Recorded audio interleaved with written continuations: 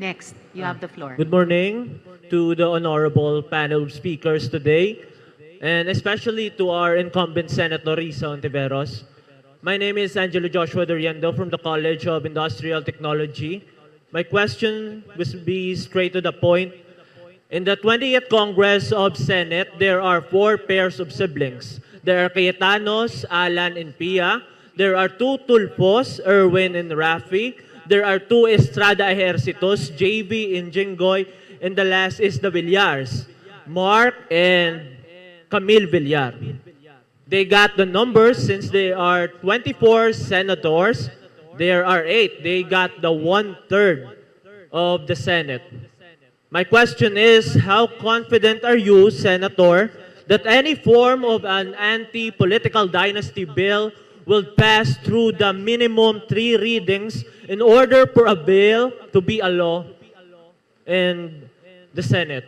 And that will be all to point out it does extend not just in elected positions but also in appointed positions. We got a Senator, Gatchalian, who also has a sibling as the DSWD Secretary. We got 2 Remulyas in DOJ and in DILG. The positions of these political families is so entrenched that I don't mean to be a pessimist, but I have little to no confidence that any form of an anti-political dynasty bill will be a law in this 20th Congress. That will be all. Thank you. Thank you, man. I must say, I have rarely met a younger person who is less hopeful than me. Pero we're talking naman not about hope eh. Pinakamataas yun. We're talking about optimism and pessimism. I can't say yet na optimistic ako, but definitely I'm not pessimistic sa chances ng isang anti-political dynasty bill in this 20th Congress. I have to confess, as an older person here, I am actually hopeful. Why? Dun sa 8 na dynasts sa Senate, 2 ay authors ng anti-political dynasty bills. Senators JV and Erwin. And sila yung kwento ko sa inyo kanina na nung committee hearing, sabi nila, kahit member ako sa dynasty, gusto kong buksan ang political space sa lahat ng mamamayan. I am also hopeful kay in the House. Yeah, why don't we clap for those chances? We rarely get good chances. Diba? Kahit sa pagsugal, hindi sa pera ha, pagsugal sa ibang mga bagay, we rarely get, we don't always get good odds. But I think the odds in the Senate are good. Sa House, ang chair doon, si Chair Adyong. And nag-communicate kami, kaya we are doing our hearings, even our consultations, parallel. They have 22 bills there. So medyo nag-exchange notes kami ni Chair Adyong. We're both aware na dun sa priority legislative agenda ng executive, number 1 nakalista ang anti-political dynasty bill. So, when have we ever had a conjuncture na may ganitong mga openings? Seryoso ba? Hindi seryoso? Tignan natin. Patutuhanin natin silang lahat. And again, as several of our panelists have said, higit pa sa aming mga legislators, higit pa sa executive, the ball is really in the court of the citizens. Lalo na kayong mga organisado, involved, active citizens, lalo na kayong mga kabataan. So let's be the lightning na sinasabi ni Attorney Ortiz together. Who else would like to address this? Yes, Vice Mayor Justin. If I could just add, no, Councilor Thel is here also. We are in the national movement of young legislators, 40 and below across the entire country. And we're actually very surprised. Why? We're having this conversation. Every time it used to come up, they would be like, wala na tsansa. So why should we even talk about it? Subong, we actually have dynasties themselves now looking at their family trees. Sigurado ko sini nga Paskwa, kadamo ni political families nga ma-reunion para istoryahon kung sino mapadlagan sa dason nga tuig, kung ano gid bala, second degree, third degree, fourth degree, sino pwede. So the most powerful people now will be the presidents of the family reunions themselves. But kidding aside, ang punto ko is this. I share what Senator Risa mentioned. The fact that we are talking about this at all, nga ari kamo diri, ari kami diri. Seryoso ni Subong. Ginutikan ko sa Attorney Suarez. We feel there is a moment ka-unique sang aton nga oportunidad, Subong. Kagkabay pa, usaron naton, mag-inopdanay kita, kag siguraduhon naton nga mapasar ini. Ang balisen Risa, March ko no. Basi mapasar. Birthday ko March 22. Kabay pa, pasar na by then. Let's give not just Mayor Justin, but all of us a gift. Let's make it as valuable as possible. Sino pa? Yes, Attorney Gorgonio. Thank you, Madam Senator.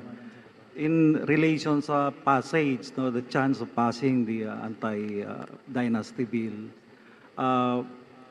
as already stated by the Honorable Senator, there are political dynasties that are supporting the bill.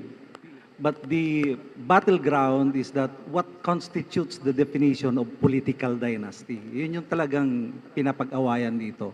So bantayan natin dapat para hindi malabnaw yung ipapasang batas kontra sa political dynasty. So anong magagawa ng mga estudyante gaya natin, mga nag-aaral sa kolehiyo? We have to organize, no? Support the bill, conduct forum, information dissemination, make known to Congress our sentiment towards the passage of the real anti-dynasty bill. Kasi sigurado in the middle, as the Honorable Senator said, may mga compromises dyan, no? Like yung degree of consanguinity or affinity, whether simultaneous ba or succession, whether national ba or local. So yun yung mga battlegrounds na kailangan pang awayin, no? So kailangan maging mapagbatsyag at kailangan patuloy yung pag-aaral natin at pagsuporta para maipasa yung tunay na anti-dynasty law. Salamat po. Salamat man, Attorney Gorgonio. At kay 12 noon na, wala pang nagbanggit. Just to share, yung isang ideya pa na lumabas dun sa Pasig consultation, bukod daw dito sa legislative track, may nagbanggit ng People's Initiative. So, baka pwede rin pag-isipan, diri sa Negros, no? Whether as an alternative to or kahit parallel sa, anong tingin ng mga Negrense sa People's Initiative? Okay. One more? To add up, let's give follow-up. our appreciation to Senator Risa Ontiveros once again.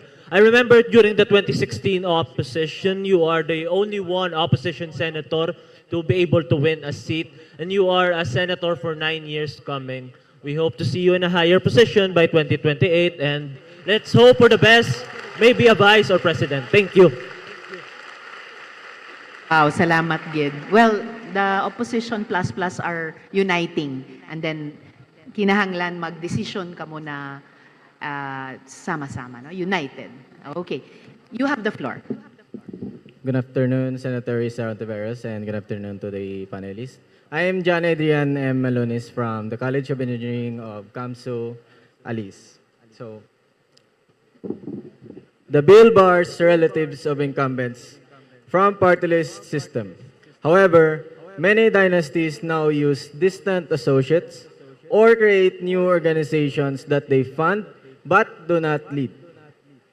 What safeguards exist in this bill to prevent dynasties from exerting shadow control over party list system through non-relatives? Salamat, Gid. That's such an important point. Kaya nga sa bill, andun talaga yung ban on a national official or a local official na magpatakbo ng kamag-anak sa party list. But I'll hand over now, also in the interest of time, kay Rep. Gary, aside from me, he also came from a party list party or is also a member of a party list party. And then ask other panelists na gustong mag-address dire. Well, thank you, Madam Chair. It's very unfortunate that through several elections na, hindi na butangan sang check ang accreditation of party list groups, no? And we know for a fact na pag nagutok na sila sa isak distrito o probinsya, amo ni ang ila dalaganan ang party list. No, kay kadali mo lang sa party list. Example, you are a congressman, ang asawa mo gusto mag-party list, i-duplicate mo lang ang boto, pwede na party list ang imo asawa, no? So, masakit isipin, especially for the well-meaning party list, to really participate in a national discussion kasi na-dominate na sang family political dynasties. So I guess may mga efforts right now in Congress. I'm not an incumbent congressman, pero ga-support kami sa mga measures right now nga dapat may ara makatotohanan nga reform sa aton party list. Kasi nabalahura na ang party list system. So ang tanaw lang naton, we cannot address the issues all at the same time. Like example, ang reform sa COMELEC, no? Paano i-enforce ini, ang electoral reforms as well, yung spending, may mga ginaikutan nato ng sistema, and even the party list. And I am hopeful na with these measures anti-political dynasty, certainly maapektuhan ang party list system. So, Madam Chair, I hope that the Senate and even the House counterpart will deal with the political dynasty, the Party List System Reform Act. Thank you. Salamat, Gid, Rep. Gary. And actually, totoo yan. And pinag-uusapan kanina, I think with Attorney Suarez, kag isa pang participant earlier, na dapat package of electoral reform bills, policy framework talaga. And yes, yung reform sa political party system, may mga bills na nakasalang din doon. Both sa Senate kag sa House, sina Rep. Chel ng Akbayan, I believe also sina Rep. Laila sa ML party list. And part ng bill ko at kag nina Rep. Chel ay to ban dynasties kag contractors from running in the party list election. So, ibalik sa mamamayan, ibalik sa mga totoong representante ng mga marginalized kag underrepresented sectors ang party list system. Okay, so next.